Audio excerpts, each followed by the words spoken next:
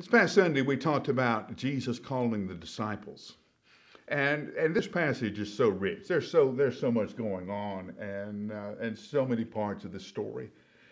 But it kind of intrigues me that Jesus is stepping onto Peter's boat. They're pushing out a little bit. They get out into the deep water, and Jesus is going to instruct Peter and Andrew in how to fish. Now you can imagine how frustrated Peter must have been. Peter doesn't come across in the scripture stories as well a man with a lot of patience. Now they have been fishing all night. Night is when you fish because of the water temperature. The fish come up nearer the top. In the day, because of the heat of the day, they go near the bottom. They're harder to catch.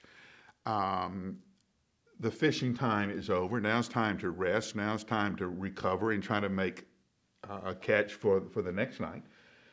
But Jesus says, put your nets down and we're going to fish. Peter says, there's no fish in this lake. We've been fishing all night. You know, the last thing in the world a frustrated fisherman wants is instruction from somebody who doesn't fish. You know, we don't have any story where Jesus was a fisherman. We don't have any story where Jesus went out on boats with them before. We don't have any. Jesus was a carpenter. He was a builder.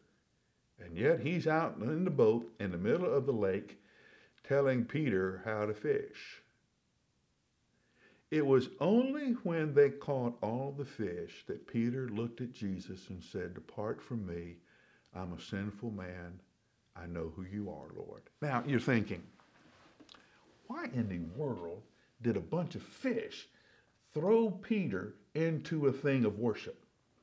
Now me, I see a bunch of fish, I go, hey, we're loaded. We're going to sell all these fish. We're going to make a bunch of money. Or, hey, how did you do that? Because I want to do it again tomorrow. Not Peter. Peter goes into worship. Here's why. Most of the time, we try to do life our own way until we are totally frustrated and about ready to give up. Like Peter, we fish all night and the only thing we have is empty nets that are wet. That's it.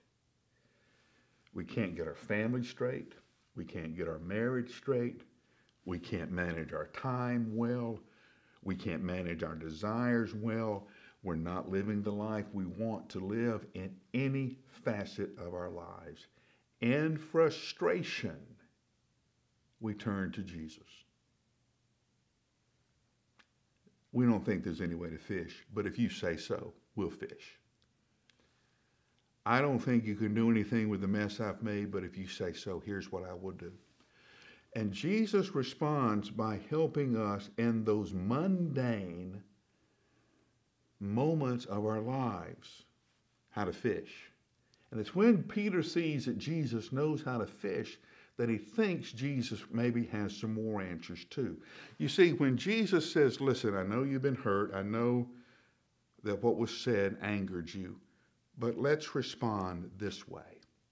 And when you follow Jesus and he restores a relationship that you thought was broken, or when you're able to accomplish something you didn't think you were able to do because you were able to do it in the freedom of who he created you to be, then you begin to think, wow, maybe Jesus can help me with some other things too.